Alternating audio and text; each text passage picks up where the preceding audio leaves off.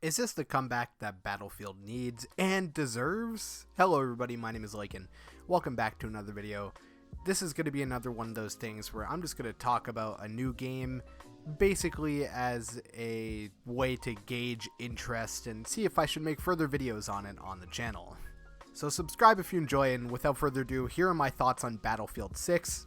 I played about 15-ish hours of it so far, and I have plenty of things to say. And the first thing I'm going to say is, oh baby, we are so back. This might be the first year in a very long time, I don't know if it's ever happened, but Battlefield is going to outsell Call of Duty. I can't believe that in this economy and in the state of gaming right now, EA of all companies has for some reason decided to do the right thing and made a banger.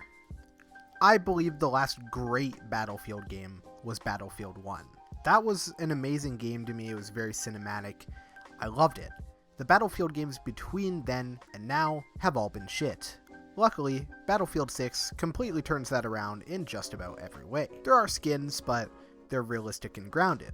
They've gotten rid of all the bullshit operators, and the game runs amazingly. There are some bugs, but the bugs I've encountered are mainly stupid ones that you don't really care about, such as, you know, you walk into this specific place on a wall and it sends you flying or something like that. It's just that classic Battlefield jank, not just the game actually genuinely running terrible and being unplayable and having all sorts of surface level issues. The hit reg in this game is fine. The gameplay feels amazing. It feels smooth. It feels incredibly responsive. It feels fun to play, and that's something I haven't been able to say about Battlefield for the last little while. I mean, 2042 is a game that literally, they couldn't even sell copies when they were selling it for like $2.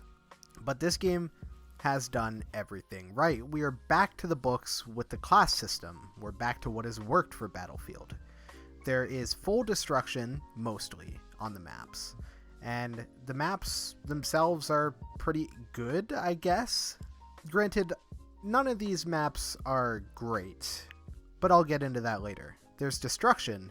The games feel dynamic. The gameplay feels fun. The gunplay feels fun. All of the classes feel equally useful and equally fun to play, to the point where I haven't really mained one, other than maybe Assault. It feels balanced in the way that none of the guns are really too overpowered, except for the shotgun. That thing is getting nerfed. I guarantee it. Yeah, they've kept this to the books Battlefield formula with all the classes and everything, but the new stuff that they have added works, such as non-medic classes being able to revive. You know, you can drag your teammates and inject them with this little thing. There's other stuff that is, you know, kind of new. Sliding, for example, dive jumping. You know, you have all these extra movement options, but it's not extremely overpowered movement. The movement is good enough to be useful. You can slide around corners and deck people here, but there are penalties. You can't slide cancel. Sliding isn't, you know, insane like it is in COD. This is not COD movement. It's still very grounded movement, but it also feels fast-paced enough to be satisfying, and I'm honestly very impressed by this balance. But other than that, everything here is basically exactly as you would expect. If you've played Battlefield 4, if you played Battlefield 3, you know what to expect. There are new things, there are slight deviations on the formula, but other than that, it's just genuinely more of a good thing. And now let's talk about the maps, because in my opinion, this is not a strong point to the game. I'm just going to go one by one on the maps here. I'm going to start with what I think is one of the strongest new maps in the game. That is Siege of Cairo. This map is extremely tight, close quarters, and in my opinion, it does all of the stuff that it sets out to do amazingly. This just feels like some classic pulse pounding, close range, you know, just extremely explosive Battlefield action. I think Siege of Cairo captures that basically perfectly. Now, the other map in Egypt, New Sobek City, absolutely sucks. This map, in my opinion, is really bland. It has way too many overpowered spots for snipers, and once the snipers kind of gain that momentum, it's hard for the other team to get it back. This map, in my opinion, as I said, not good at all. I think this is one of the stinkers of the game. Operation Firestorm is back in this, and it's pretty good. It's Operation Firestorm. There's nothing much to say about it. It's fun. I've played this map about twice so far in 15 whole hours, but I enjoyed it. I liked it quite a bit. You know, it's basically exactly as you remember it. No notes. And now moving over to the New York maps. I hope I'm getting this right. Empire State is the one that's extremely close range, and it's only infantry. This one sucks. This is probably the worst map in the game, right down there with New Sobek City. Manhattan Bridge, on the other hand, is an excellent map. They've done this really good. I think this one is awesome. It's very fun and dynamic.